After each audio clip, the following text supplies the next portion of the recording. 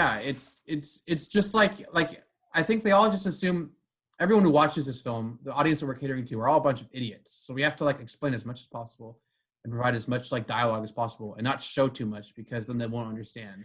I mean, And they catered to the casual fan in that trilogy, and like look at the Mandalorian. I think it's more catering towards the Star Wars fan, and Mhm. what that does is you allow the Star Wars fans to basically become your hype men when you cater to them, and then they get the casual fans excited too because they're hearing, oh my god, the show is amazing from like people who like Star Wars, so that just generates more hype for your show. And look what it's done for the Mandalorian. But I think that what Alex was saying is a problem with the sequels. But I think the biggest problem with the new characters for me was that I didn't buy that they cared about each other. Like I didn't buy that they had actual relationships and friendships. that's what I'm trying to say. Yeah. Yeah, outside of the one I did buy would have been Rey and Finn, but then they didn't have them meet really in the next movie, so they didn't develop that relationship further. And then they just kept like pulling the characters apart, and like there was no camaraderie, there was no development of those relationships. And then at the end and in the Rise of Skywalker, they tried to do that, but it was too late. I wasn't invested anymore, and it just felt like too little too late, and I didn't buy it, and I just wanted it to be over. Yeah, I agree. I agree 100%. Yeah, going into the Rise of Skywalker, I was just like, I have no predictions. I'm not gonna like guess anything, but my only hope was like, please just find some way to wrap Kylo up, even if it means full-blown send him to the dark side to the point of no return and Rey has to take him out and that just has to be it. Like I was ready for like, I That's just what I want a wanted. definitive direction. Like I don't care what you like, just figure it out. Like that was what I was most excited for going into the Rise of Skywalker, and what I didn't want to be let down with. How are you going to wrap up Kylo Ren's character in a way that isn't just lazy and let's just kill him off and not brush up like any of that, or like, Totally agree. Yeah. I think my biggest thing going into that movie was that I desperately didn't want it to end the same way Return of the Jedi did. I was like, it needs to find a way to distinguish itself from that movie, and it didn't. Like it ended the same way. Like they killed Palpatine, Palpatine's quote unquote apprentice, aka like Kylo. He dies, he gets redeemed and then dies, like just like Vader did. It's the same thing. And like I really wanted Kylo to stay bad and be too far gone. Yeah. Rey has to defeat him, because I think that's not everybody gets redeemed. Some people are evil until the end, or like some people choose to be. I would have liked if Rey just became evil. That would have been cool. And then Kylo has to kill the shit out of her. I know. You know what I thought mean? that would have been a cool What did twist. you guys think about that shot in the trailer where it was evil Rey? I think this is an interesting. I knew it was a vision or something. Yeah. I knew we weren't going to see that. Like I knew almost immediately that it was just a snippet or a vision of some sort. Like Yeah. a little ploy to get our attention. I was pissed off about that, because if you think about it, why are you showing that to us? Like you're not going to win either way. Like Lucasfilm, like either we're going to assume it's a vision and so we're not going to care, or she legitimately does go bad and you've just spoiled that for us. So yeah, it's just like, that's true. You're not going to win there. Back into the marketing aspect of that film, I was so disappointed with those trailers as well. Oh yeah, 100%. Yeah. Yeah. What did you think, Kat? Did you like those trailers? They weren't very revealing, correct? If I'm remembering, like it pretty much was if like, anything, right. It showed everything you didn't want to see. Yeah. Honestly, like from my perspective, like I saw the horses, I was like, no. Yeah. God damn it. I think I was just a little, I don't know. I wasn't super hyped coming off of The Last Jedi, and I was so obsessed with The Last Jedi marketing that I, wasn't as, moved by the Rise of Skywalker stuff. But I feel like it was so vague. I was like, all right, no idea what this is going to be about. And it was just such a mystery, which is fine. Yeah, exactly. Which, I mean, is fine, but I feel like with Star Wars, I kind of really hate going into it not having any idea. And I didn't think it helped that, the marketing was so vague, and then all the spoilers get leaked. So we go from having, all right, open mind, this could be anything and everything, and then slowly the movie starts getting released, and you're like, you can't go on Twitter because it's all out there now. So and then they had like, a Duel of Fates trailer. We're like, oh, I know. oh, sick. Dude, we're That gonna hear was that. sweet. We're gonna hear a new version of this track. Nope. No, I Nope. was. Don't get me started on that. Don't get me started on that. I was really upset about that. I was like, Maul's they're playing alive Duel of again. Fates. Yeah. Oh my gosh. The only He's like thing a that can robot. save the sequels. He's literally just a Force ghost fighting people now. Yeah. Like, Oh, God. He's just fighting Kenobi's Force Ghost. he's just in the background the entire time, like a meme, like fighting Kenobi. Like they're just in like a time lapse, like a what's it called? Like not parallax. What's that called when like you just keep reliving the same thing over and over again, and they're just Time in the loop? background. Yeah, like I guess a time loop. I'm here to bargain. Yeah, you just hear them in the background. It's like, oh, it's just Maul and Kenobi fighting in the distance again. God. Ignore them. Yeah, They've been at this for years. they've been having even in death. Those old geezers don't stop. Oh man, It's a friendly rivalry. yeah, yeah. He only killed everyone Obi-Wan ever killed. That's beside the point. They're over it. He's a Jedi. He can get over it. Yeah. Dear God, but what were we even talking about? we were talking about TROS. TROS. Yes. TROS. And the marketing. I was gonna say I watched the trailer and I was like, oh shit. Did you guys get anything leaked for you? Yeah. What was there to leak? I remember Palpatine, Like the I whole guess. plot. the whole Well, plot. actually, Palpatine was yeah. already in the goddamn. No, like the the- whole plot got leaked. I didn't. I Yeah. remember actually saw it got leaked. I refused. I don't like looking at any of that. Me ever. either. I So was like, just. can't go online. I think I was off YouTube for like a week. I read it because I didn't care anymore. No! And I was like, well, that's stupid. I hope that doesn't happen. That sounds fake. I thought it sounded fake. And then I was watching it and I was like, okay, so Chewie's dead. So if the leak's true, he's going to come back. And then he came back and I was just like, Oh no. this is happening. Was there a leak about Anakin not being in it? I feel like that was a huge I think so. thing that got out that I was refusing I can't believe to. they didn't have him in it. I can't I try to get over it. I have to get over it. What were they even thinking? Like, They were were- they just like, people don't want to see Anakin? Yeah.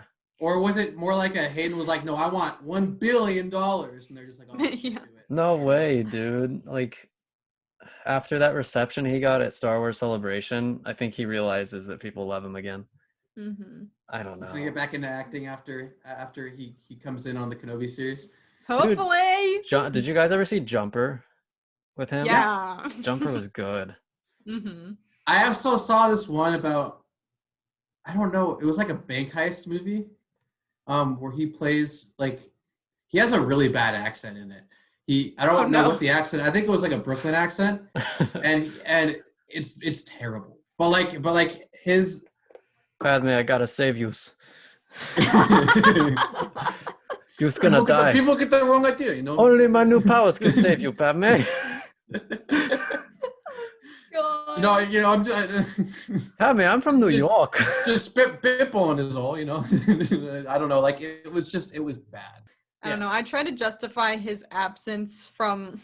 This is what I told myself to like kind of mend my broken heart, you know, after not seeing him in The Rise of Skywalker, when that was like the one thing that I wanted out of that film. But I was like, maybe I just need to let go of wanting this to be so heavily injected with like the prequel energy as a totally like prequel biased person. I'm like, I need to just like let that go and accept that this isn't the prequels and this isn't a remake of all that, and like not even like Anakin can save it at this point. And I feel like also half of us would have been so excited if Anakin did come back, and then I feel like if they did throw him in there at the last second to appease the, you know, fan base that was desperately, you know, wanting to see him, I think half of us would have enjoyed it, but then half of the fan base would have been like, why would they do like the last minute you're just gonna throw in Anakin to try to like save everything that you ruined, yada yada yada. Like some of us would have enjoyed it and others wouldn't have been as like forgiving. I feel like. So That's fair. I think regardless, like those of us who didn't see him were disappointed, but like But they brought back Han Solo. Like, you know, Han Solo was a vision.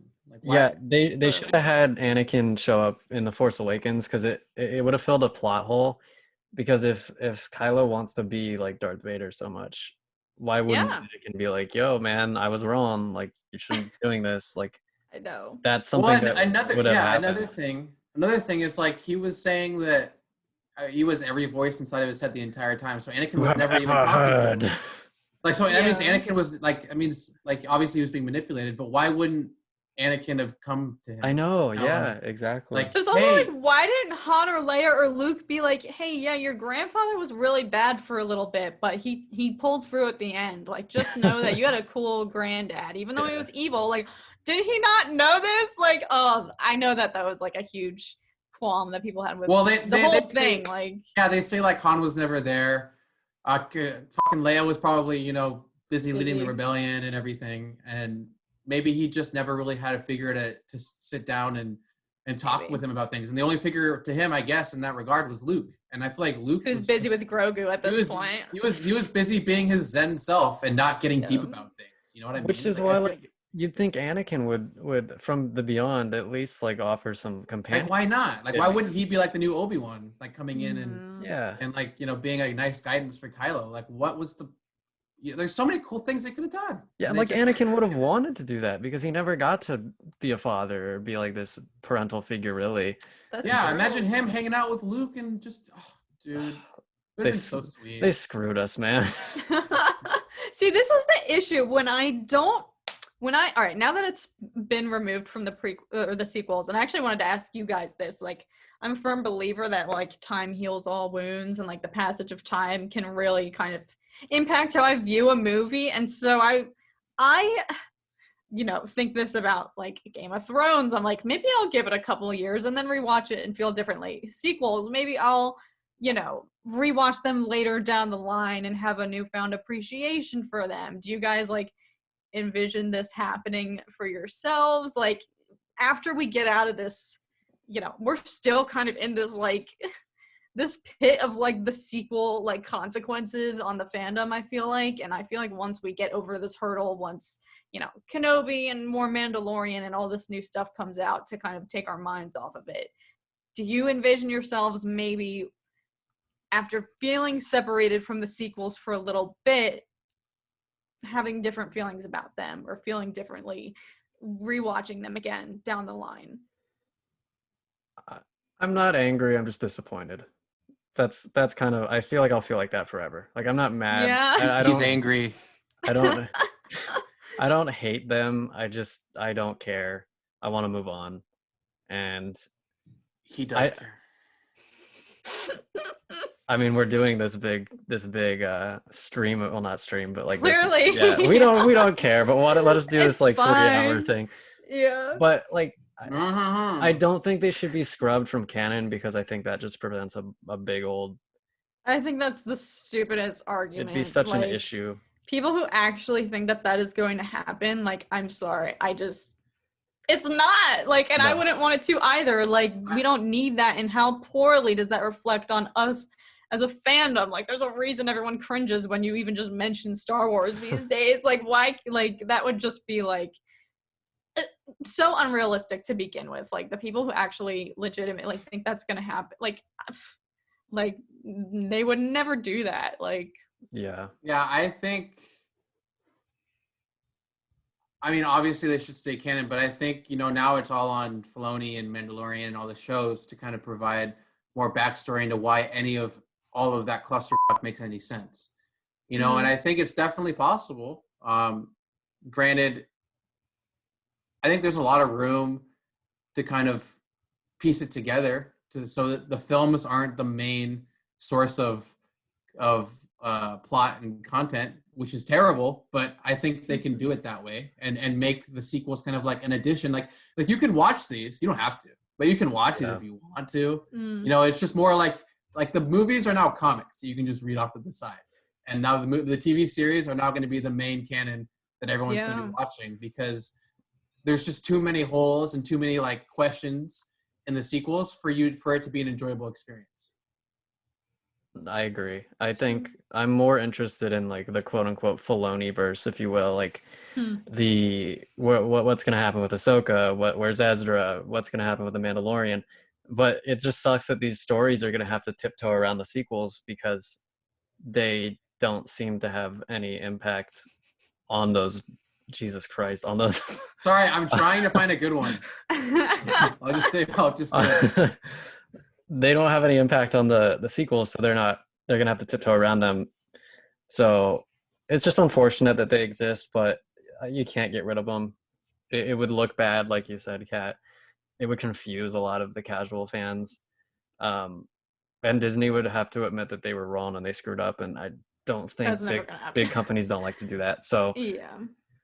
I think it's just something that if I were running the show, I would probably finish up the Filoni verse or whatever he's working on, and then I'd jump like a couple hundred years in the future if I wanted to do anything after the Rise of Skywalker. Oh, really? I would That's just gonna be my move next on. question. Like, do you think we will ever see post-sequel era content, or like, do you think that's stuff that anyone even wants to see? Because I don't know. I kind of liked. I like, the whole sequels coming to be conceived obviously implies that, okay, something else is wrong in the universe worthy enough of having 3 movies worth to deal with it.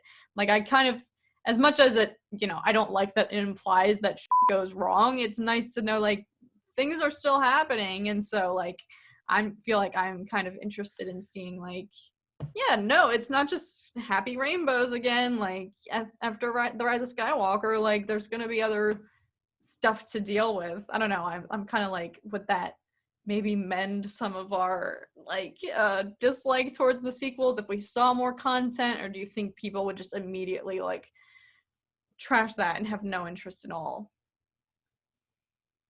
I think realistically, how much conflict can you have in like these, I don't know, what was it, like 80 years from like the prequels, original sequels? There's so much conflict, and I just feel like it would be reasonable for there to be like peace for a little while, like maybe 100 years or 50 years or whatever. I wouldn't be opposed to seeing Rey again, like if they want to do that in like 20 years and Daisy Ridley's like in her early 50s. Yeah. I wouldn't be She's opposed. 30? Wait, she's 30. Like 27, 28. Yeah, she's young, dude. She's older than us, but not by much. So you've got a chance, Alex. Too. You've got a chance. I think she's taken too. Alex is like keeping tabs. I think she's engaged, actually. I think there were engagement rumors. Yeah. Sorry, man. I believe. Sorry. I'm just waiting out for Natalie. Isn't she married with kids? She's like happily married. Yeah. Nah, not for long. She hasn't met Alex yet. Yeah. Oh God.